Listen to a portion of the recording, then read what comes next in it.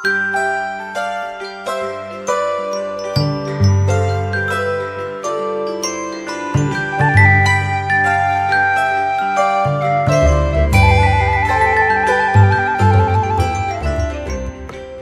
sejahtera, selamat pagi Bapak Ibu Saudara-saudari, sahabat-sahabat GPIB yang dikasihi oleh Tuhan Yesus Kristus.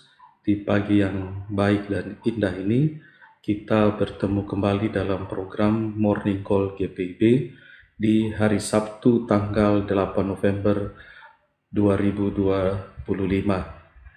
Kita akan membaca Alkitab. Di pagi ini akan menuntun perjalanan kita di sepanjang hari, bahkan dalam hidup kita seterusnya. Mari kita siapkan bacaan kita sebelum kita berdoa. Di pagi hari ini terambil dari kitab Wahyu, pasalnya yang kedua, ayat 12 sampai dengan 17. Tetapi saya di saat ini akan membacakan bagi kita semua di ayatnya yang ke-16, dan kita akan fokus pada ayat ini. Sebelum kita mulai, mari kita satukan hati, kita berdoa mohon bimbingan Roh Kudus. Kita bersatu di dalam doa. Bapa di sorga, terima kasih kami sudah bangun dalam keadaan yang baik dan sehat. Tuntun kami ya Bapa sebelum kami memulai segala aktivitas kami, agar apa yang kami jalani di sepanjang hidup ini, kami lakukan dengan semangat, sebagaimana yang Tuhan Yesus ajarkan untuk mengasihi sesama kami, dan di dalamnya kami memperoleh hidup yang baik, hidup yang kekal, karena dipenuhi oleh berkat Tuhan. Ya Bapa, kami akan mempersiapkan segala sesuatu, tetapi kiranya ya Bapa, kami mengambilnya untuk menjalani kehidupan ini dengan mengambil ayat Alkitab sebagai penuntun di pagi hari ini. Ya Bapa, beri kami hikmat bijaksana, agar melalui pembacaan kami, hidup kami benar-benar melangkah sesuai dengan kehendak Tuhan, beraktivitas dalam bimbingan-Mu, dan mengalami berkat Tuhan sebagaimana yang telah Engkau sediakan dan rancangkan dalam hidup kami. Berfirmanlah ya Bapa, kami anak-anak-Mu sedia mendengarkan. Sahabat-sahabat GPIB yang dikasihi Tuhan, kita akan membaca dari kitab Wahyu, pasalnya yang kedua, ayatnya yang ke-16. Mari kita baca bersama-sama. Sebab itu bertobatlah. Jika tidak demikian, aku akan segera datang kepadamu, dan aku akan memerangi mereka dengan pedang yang di mulutku ini. Demikianlah pembacaan Alkitab. Terpujilah Tuhan Yesus Kristus. Sahabat-sahabat GPIB, kata bertobatlah dalam bacaan kita diambil dari bahasa Yunani dengan arti kata metanoia sebagai kata dasarnya. Kata metanoia ini punya pengertian yang sedikit perlu penjelasan, bahwa mungkin sama dengan bahasa Indonesia, bukan hanya sekedar kata bertobat atau menyesal, tetapi juga berarti berpikir secara berbeda atau berpikir secara berbeda setelah seseorang melakukan sesuatu, yaitu dia mempertimbangkan kembali apa yang telah dia lakukan, dia katakan, dia kerjakan, atau yang dia rencanakan, dipertimbangkan kembali baik secara moral maupun juga dalam konteks penyesalan. Jadi kata metanoia, kata pertobatan atau bertobatlah, yang menganjurkan orang untuk berpikir apa yang telah dikerjakan di dalam hidupnya, agar proses yang akan dilanjutkan dia kerjakan selanjutnya adalah pekerjaan yang baik. Lantas dalam bacaan kita langsung saja mengingat kembali bahwa jika tidak demikian dalam bacaan kita, aku akan segera datang kepadamu dan akan memerangi engkau dengan pedang yang ada di mulutku. Apa kira-kira maksud dengan kata pedang yang ada di mulutku? Kalau kita baca dalam kitab Wahyu pasal 1 ayat 16, maka kata pedang yang ada dalam mulutku mungkin kita bisa mengerti sebagai apa yang keluar dari firman Tuhan, yang tentu saja bisa saja kita pahami sebagai sesuatu yang ia katakan atau ia ucapkan. Dan yang lebih jelas lagi kalau kita baca dalam kitab Ibrani pasalnya yang ke-4 ayatnya yang ke-12, yang mengatakan kepada kita bahwa sebab firman Tuhan Allah itu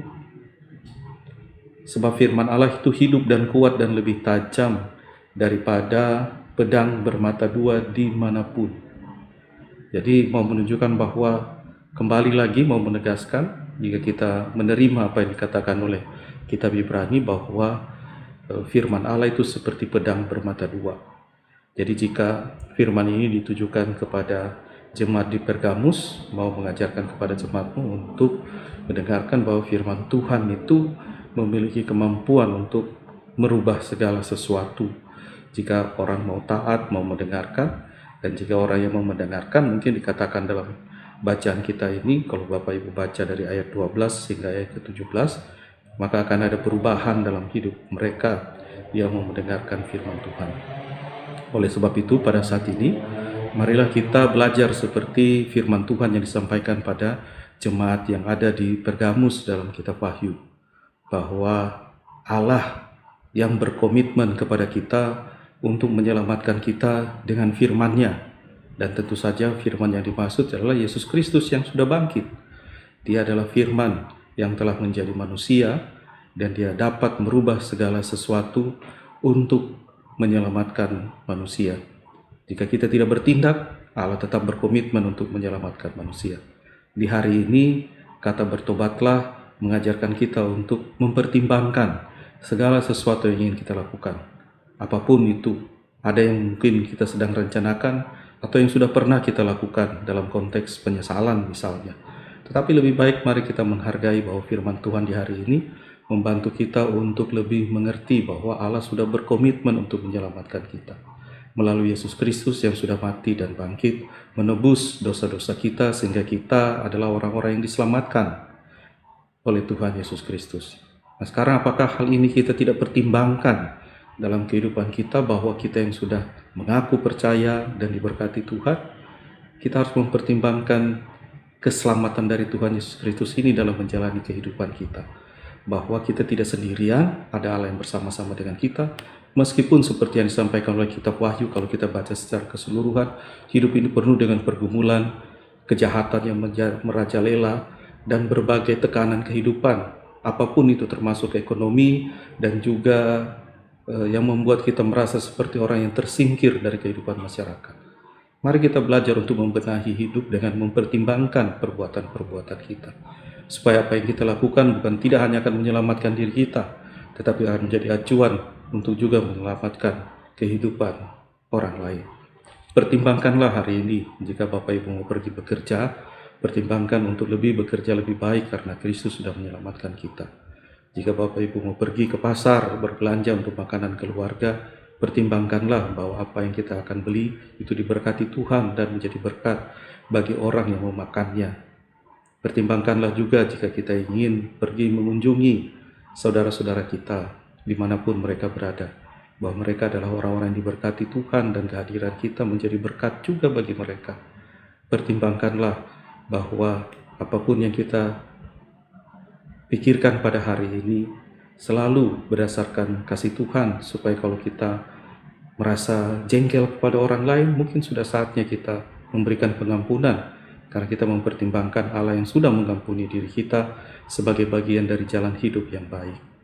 Bapak, Ibu, dan saudara-saudari, marilah kita belajar mempertimbangkan segala sesuatu. Jika Bapak Ibu juga ingin mencari pasangan hidup, pertimbangkanlah untuk berdoa kepada Tuhan dan yakinlah bahwa Allah akan memberikan yang terbaik dalam hidup kita. Hadiran anak-anak, pertimbangkanlah bahwa kasih Allah tidak pernah akan meninggalkan keluarga. Allah akan menjawab doa-doa kita. Jika Bapak Ibu mencari rumah, tempat tinggal, pertimbangkanlah bahwa doa orang benar, jika kita sungguh-sungguh berdoa kepadanya dengan tulus, Allah akan menjawab doa-doa kita. Pertimbangkanlah segala sesuatu, bahwa kita sudah diselamatkan oleh Allah yang berkomitmen menyelamatkan kita di dalam Tuhan Yesus Kristus yang sudah mati dan bangkit. Itulah berita sukacita yang diberikan bagi kita, seperti pada Wahyu, meskipun dalam tekanan hidup, kita pun saat ini, meskipun dalam berbagai hal pergumulan kehidupan, pertimbangkanlah bahwa Allah sudah menyelamatkan kita dan mempersiapkan yang terbaik, bahwa kita harus mengikuti jalannya karena firman-Nya kuat, lebih tajam daripada pedang bermata dua, mampu menyelesaikan segala persoalan hidup kita. Amin. Tuhan Yesus memberkati kita senantiasa. Mari kita bersatu di dalam doa. Terima kasih ya Bapa atas segala kasih-Mu. Berkati kami untuk dapat memahami jalan hidup bersama dengan Engkau, mempertimbangkan segala sesuatu.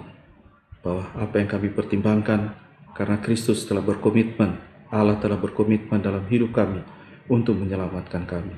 Karena itu jadikan itu sebagai panutan dan acuan bagi hidup kami, supaya kami dapat menjalani hidup tanpa ragu-ragu dengan berpegang teguh dan mau mempertimbangkan bahwa kami adalah orang-orang yang sudah diselamatkan.